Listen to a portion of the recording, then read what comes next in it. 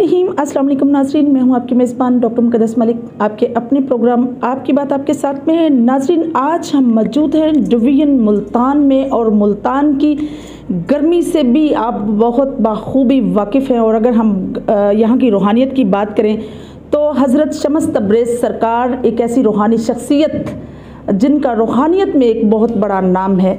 और अगर हम एजुकेशन सेक्टर की बात करें तो बहाउद्दीन ज़करिया एक ऐसी यूनिवर्सिटी जिसका क़याम मुल्तान में। और अगर हम बात करें यहाँ की सियासत की तो सियासत में दो बड़े ख़ानदान जिनका एक बहुत बड़ा नाम है और सियासत में मारूसी सिस्टम उनका चल रहा है। एक तरफ गिलानी ख़ानदान है और एक तरफ कुरैशी ख़ानदान है। और साथ ही आज वो पाकिस्तान पीपल्स पार्टी का हिस्सा हैं। मेरी मुराद मलिक रिजवान अहमद खान साहब हैं जो मुमताज़ कानूनदान भी हैं और PP 214 से उम्मीदवार MPA भी हैं। सवाल ये पैदा होता है कि टिकट पीपल्स पार्टी ने उनको दिया, फिर वापस ले लिया। गो के इलेक्शन की दूर दूर तक कहीं उम्मीद नहीं थी, लेकिन टिकट देना वापस लेना क्राइटेरिया समझ से बाहर है। और अगर हम सियासत में बात करें तो क्या मरूसी सियासत की वजह से ऐसा हुआ?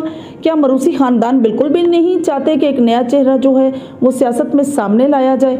आइए इसी पर बात करते हैं और कुछ बात करेंगे मुल्तान के मसाइल पर और डिवीज़न के मसाइल पर बात करेंगे। और साथ हम बात करेंगे उनसे, क्योंकि जिस तरह से वो PLF के सदर भी रहे हैं डिवीज़न के, उस पर भी हम उनसे ओपिनियन लेंगे कि किस तरह से उन्होंने अपनी खिदमत पेश की।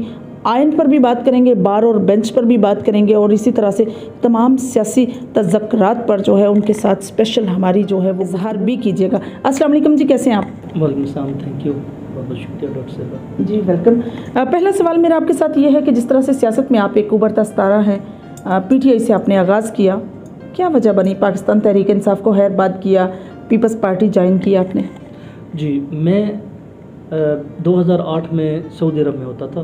तो सऊदी अरब में मैं इमरान खान को बहुत ज़्यादा उसकी तकरीरें सुनता था, तो बड़ा इम्प्रेस होता था कि ये शायद मुल्क के लिए कुछ करना चाह रहे हैं। तो मैं वापस आया तो मैंने प्रैक्टिकली PTI में शमूलियत करके एक अपना सियासी कैरियर का आगाज़ किया।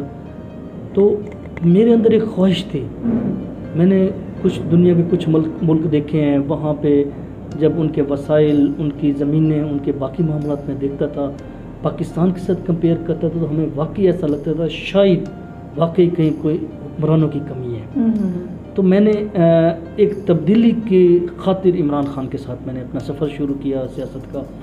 लेकिन मैंने ज़ाती तौर पे नोट किया इमरान खान जो भी बात करता है ना, प्रैक्टिकली उसकी उल्ट होती है।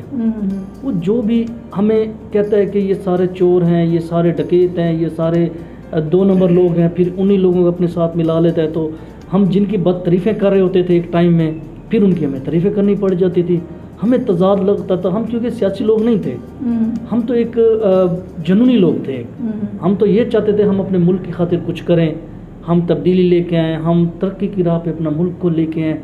वो बातें जब हमें नज़र नहीं आई, फिर ख़ास तौर पे 2013 में जो टिकटों का मामला हुआ, उसमें मैं उस वक्त प्रेसिडेंट था यूथ का, ज़िले का, मुल्तान ज़िला का। जी। उसमें हमारे साथ 25% इसने कोटे का वादा भी किया था कि नौजवानों को 35 साल से कम जो नौजवान हैं उनको हम एक 25% कोटा देंगे। तो जाहिर है मैं नौजवानों को, अफसरों को PTI में उस वक्त लेके आया। तो मैंने उन्हें कहा कि आपको हम इलेक्शन भी लड़ाएंगे, सारा कुछ करेंगे, तो आप इसमें शमूलियत करें। कि मैं घर बैठ गया।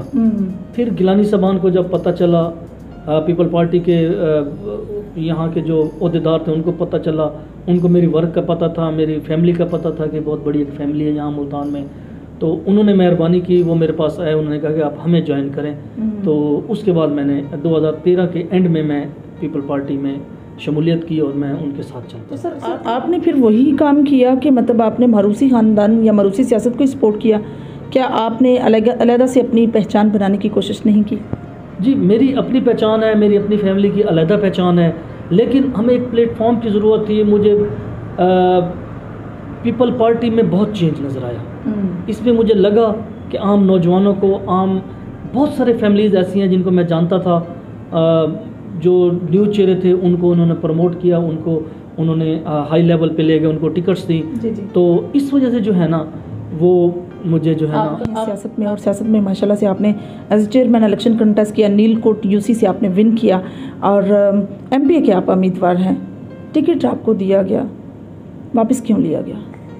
देखिए, ये पार्टी का फैसला था, पहले भी पार्टी का फैसला था, अब भी पार्टी का फैसला है। मैं तो हमेशा कहता हूँ कि पार्टी के फैसलों पे मेरी 1000 टिकटें कुर्बान, कोई ऐसा मसला नहीं है, ये चलते रहते हैं, ये सियासत का हिस्सा है। गो के इलेक्शन नहीं हो रहे, अब भी अल्हम्दुलिल्लाह मैं तो वैसे ही वर्क कर रहा हूँ। मुझे यकीन है कि मेरी क्योंकि कारकर्दगी बहुत अच्छी है, मेरे साथ लोग बहुत मोहब्बत करते हैं, मैं दोबारा मुझे पूरी उम्मीद है।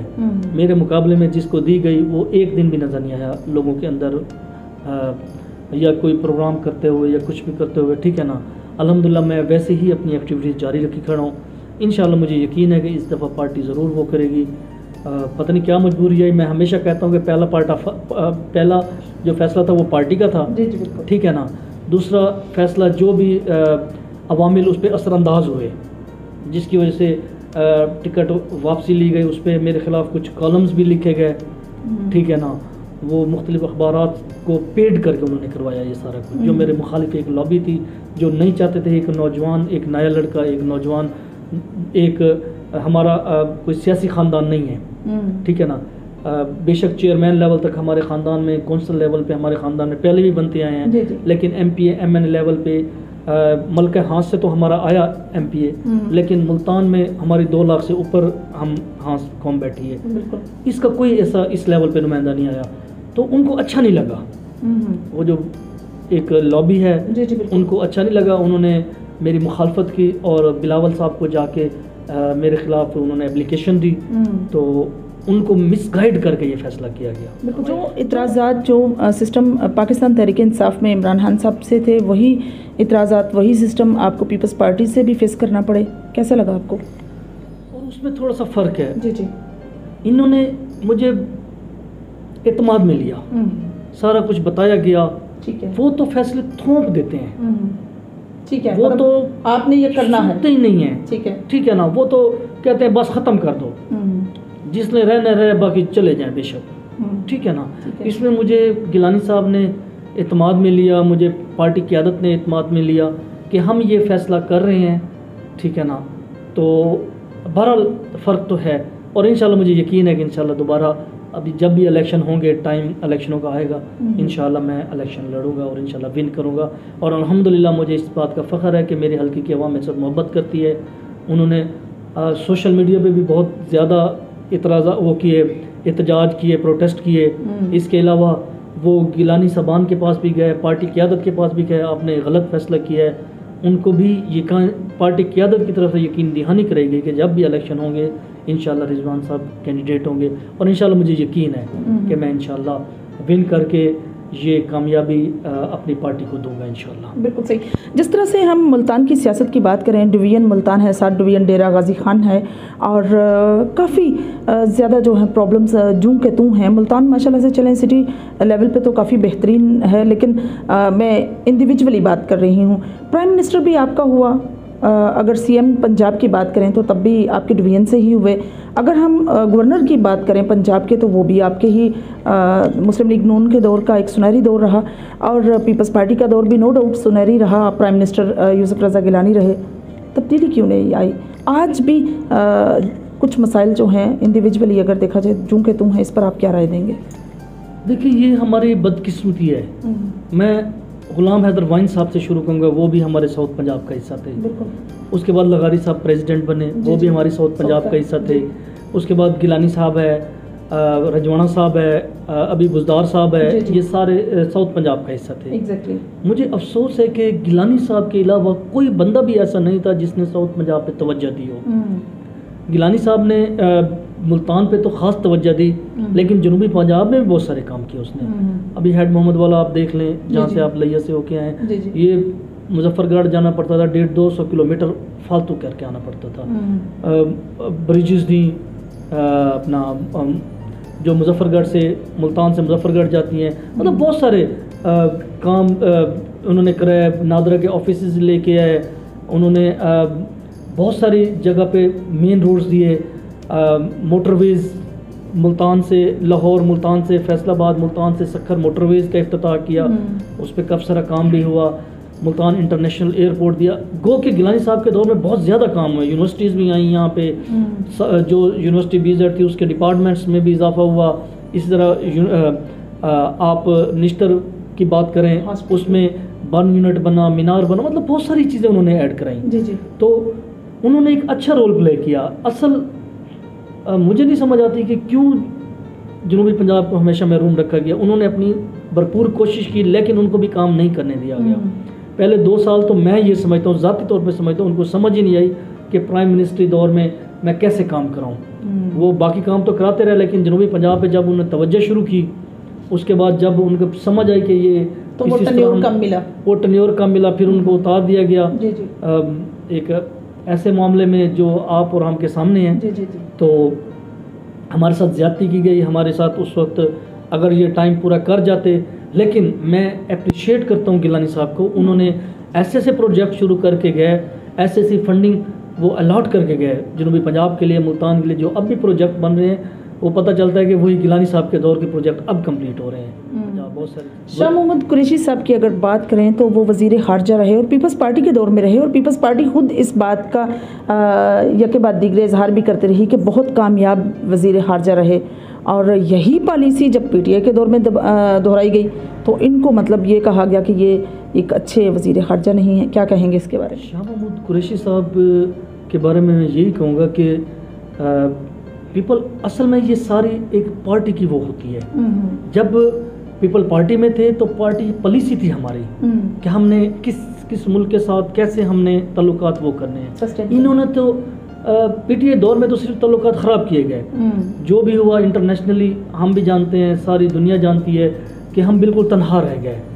जब अब बिलावल साहब उसके बाद उन्होंने उसको जब ओहदा रिप्लेस हुआ, तो अब आप देख लें हर मुल्क के साथ हमारी अल्हम्दुलिल्लाह बहुत अच्छे ताल्लुकात शुरू हो गए हैं। पाक चाइना के साथ जो हमारा मेन सी पैक हम समझते हैं, जिसको हम अपनी इकानमी की हब समझते हैं, जो पीटीआई दौर में रुक चुका था, उसको दोबारा वो किया गया, शुरू किया गया। रेलवे लाइन जो अब $58 अरब के उससे दोबारा वो शुरू हो रही है अल्हम्दुलिल्लाह दोबारा गवर्नमेंट का। तो एक पॉजिटिव हम उसमें जा रहे हैं इंशाल्लाह। बिल्कुल सही। अगर हम आइन की इसका बहुत बड़ा हिस्सा भी रही, क्या कहेंगे अपने ही बानी होने पर, अपनी ही पासदारी को, अपने ही सिस्टम को, अपनी ही लेगेसी को इन्होंने डिप्राइव किया? What specific reason for that, what you can do it? देखें, पहले दिन से ही पीपल पार्टी का ये मौक़िफ़ रहा है कि 90 दिन में इलेक्शन करवाएं। एग्जैक्टली, ठीक है ना। पीपल पार्टी ने हमेशा ऐन की बात की है, ऐन की पासदारी की बात की, उसने पूरी कोशिश की है कि ये होना चाहिए। लेकिन हालात और वाक़यात ऐसे होते जा रहे हैं, मुसलसल होते जा रहे हैं। अभी आप पंजाब इलेक्शन की बात करें, हमने मुकम्मल टिकट्स दी हमारी पार्टी ने। हर पंजाब के तकरीबन 376 सीटें, आई थिंक 371 सीटें हैं, उनमें तकरीबन कंप्लीट हमने टिकटें दी। उन सब लोगों ने कैंपेनिंग की, कैंपेन स्टार्ट कर दी, ठीक है ना। लेकिन हालात मुझे नहीं पता कि किसकी वजह से हुए, जो भी हैं आप भी जानते हैं, हम भी जानते हैं, ठीक है ना। तो इलेक्शन पॉसिबल नहीं हुए उस स्टेट को, वरना हमारी पूरी तैयारी थी। अब जो भी फैसला आता है, हम अदालतों का एहतराम करते हैं, हम हमेशा आइन का एहतराम करते हैं, और अल्हम्दुलिल्लाह हमने हमेशा आइन की पासदारी की है, ठीक है। पीपी 214 में आपका मैनिफेस्टो क्या है? आप क्या करना चाहते हैं? गो के सियासत में एक बहुत बड़ा दो सियासी ख़ानदान दोनों ने बड़ा अपना अपना रोल अदा किया, और काफ़ी जो है डेजिग्नेशन से नवाजा गया यहाँ के लोगों को। तो आपका क्या मैनिफेस्टो है जो है आप स्पेसिफिक करना चाहें इस पर? जी, मेरे हल्के में बाकी मसाइल तो हैं, सबसे ज़्यादा बड़ा मसला जो है ना इस वक्त बेरोज़गारी का मसला मैं समझता हूँ। इस वक्त लोग बहुत परेशान हैं, रोज़गार बिल्कुल नहीं है। मैं उस पे काम करना चाह रहा हूँ, नौजवानों के लिए ख़ास तौर पर, लेबर्स तबके के लिए मजदूरियाँ नहीं मिलती, उसके लिए मैं कोई ऐसे प्रोजेक्ट यहाँ पे लाना चाहता हूँ कि यहाँ हमारे हल्के के ही लोगों को उसमें मिलें। हमारे बदकिस्मती है, मैं आपके तवज्जो से ये बात पहुँचाना चाहता हूँ। आप जनूबी पंजाब को उठा लें, आप मुल्तान को उठा लें, जितने यहाँ पे इदारे हैं सारे बाहर के लोग, 90% 80% लोग बाहर के आके जॉब्स कर रहे हैं। यहाँ के लोगों को बहुत ज़हील लोग हैं, यहाँ के लोग हुनरमंद हैं, उनको जॉब्स यहाँ पे नहीं मिलती। इनको बेचारे बेरोज़गार फिर रहे होते हैं बाहर से। बाकी पाकिस्तान के लोग यहाँ पे सारे आके, आप उनके ID कार्ड देख लें, आप उनके डोमिसाइल देख लें, ठीक है ना, बाहर के लोग आके जॉब्स कर रहे हैं। ये हमारे साथ बहुत बड़ा जुल्म है। मैं हमेशा प्रोटेस्ट करता हूँ और आगे भी करूँगा, और मेरी कोशिश होगी कि हमारे हल्के के लोग फील्ड्स में हैं, यहाँ के लोग पढ़े लिखे हाई क्वालिफाइड हैं, बेरोज़गार फिर रहे हैं, जॉब्स ढूंढ रहे हैं, इस पे मैं काम करना चाहता हूँ। दूसरा हमारा सबसे बड़ा मसला यहाँ पे पानी का मसला है इस वक्त। पानी पीने वाला हो या सीवरेज लाइनें हो, बहुत बड़ा मसला है, ठीक है। पानी जो गिलानी साहब के दौर में वाटर फिल्टरेशन प्लांट लगे थे, उनमें 2 या 3 का मैंने देखा इजाफा, कुछ इजाफा हुआ थोड़ा बहुत, और जो पुराने लगे हुए थे उनको मेंटेन नहीं किया गया। वो बहुत बड़ा मसला है। पानी पीने का बहुत बड़ा मसला है यहाँ पे, सीवरेज का बहुत बड़ा मसला है, और रोड्स का इंतहा का मसला है। गलियों की गलियाँ छोटी छोटी, ठीक है ना, उनका बहुत बड़ा मसला है। गो के मेन रोड्स अल्हम्दुलिल्लाह बहुत अच्छे हैं मुल्तान के मेन रोड्स जो हैं, ठीक है ना, लेकिन मेरे हल्के की जो गलियाँ हैं, जो अंदर मोहल्लों के बस्तियों के रोड हैं, उनका बहुत बड़ा मसला है। मैं उन पे काम करना चाह रहा हूँ। बहुत अच्छी बात। आप बार और बेंच के रिलेशन पर और आखिर में आप अपनी पूरी PP 214 की आवाम को क्या पैगाम देंगे? बार एंड बेंच जो है उसके बारे में मैं यही कहूँगा कि हमारी कोशिश है कि इंसाफ मुहैया किया जाए, सस्ता और आसानी और फौरी इंसाफ मुहैया किया जाए। उसमें बार को भी अपना किरदार अदा करना चाहिए, बेंच को भी किरदार अदा करना चाहिए। और हल्के की आवाम के लिए मैं ये मैसेज देना चाहता हूँ कि मेरी रिक्वेस्ट है, ऐसे लोगों को चुनें जो कि इलेक्शन के नज़दीक सिर्फ 2 महीने के लिए या 6 महीने के लिए या 4 महीने के लिए आते हैं, उनको रिजेक्ट करें। जो हमेशा आपके दरमियान खड़े हैं, जो हमेशा आपकी खिदमत करते हैं, आपकी हर खुशी गमी में, हर मसले मसाइल में आपके साथ खड़े हैं, आप उनको चुनें, बजाय इसके कि वो बारिश के बाद लोग आ जाते हैं, जो भी आ जाते हैं, मैं नहीं कहता, ठीक है ना। जैसे इलेक्शन का ऐलान होता है, जो पूरे 5 साल आपको नज़र नहीं आते, वो 6-6 महीने, साल 5-5 साल पुरानी फौतकियों पे आए हुए होते हैं। हमें ये पता चला था कि आपकी फलां फौतकी हुई थी, वो आ जाते हैं। हम फिर एक दफ़ा फिर उनके नारों से फिर मरगूब हो जाते हैं, दोबारा से फ्लैटरी पे मुबतला, ठीक है ना। उनको जी इंशाल्लाह मेरी पूरी कोशिश है कि मैं जो हमारा पिसा हुआ तबका है उसकी आवाज़ बनूं, उसके लिए काम करूं, अपने इलाके के मसाइल पे काम करूं, ठीक है ना। मुझे अगर मेरे इलाके के लोग मेरे अल्हम्दुलिल्लाह पहले बहुत ज़्यादा मोहब्बतें मुझे मिलती हैं, अल्हम्दुलिल्लाह मैं जहाँ जाता हूँ मेरे साथ बहुत ज़्यादा मोहब्बत करते हैं। मुझे यकीन है कि इस मोहब्बतों को कंटिन्यू रखेंगे और कामयाब करेंगे इंशाल्लाह। जो भी मसले मसाइल हैं हमारे इलाके के, हमारे वसेब के, हमारे इस PP 214 के, इंशाल्लाह मैं इनको भरपूर कोशिश करूँगा कि उनमें जो भी अपना पॉजिटिव रोल हो मैं प्ले करूँ। जी तो नाज़रीन, ये थी मलिक रिजवान अहमद खान साहब की गुफ्तगू। बहुत अच्छा मैनिफेस्टो है उनका। सबसे बड़ी बात अनएम्प्लॉयमेंट ख़त्म करना है। नो डाउट हमारे मशरती मसाइल में सबसे बड़ा मसला जो है वो हमारा रोज़गार है। अगर हमारा रोज़गार नहीं होगा, कोई वे ऑफ इनकम नहीं होगा, तो ऑब्वियसली काफ़ी मसाइल ऐसे पैदा होते हैं हमारी निजी लाइफ में, जिसकी वजह से काफ़ी ज़्यादा इंटरप्शन पैदा होती है माशरती मसाइल में।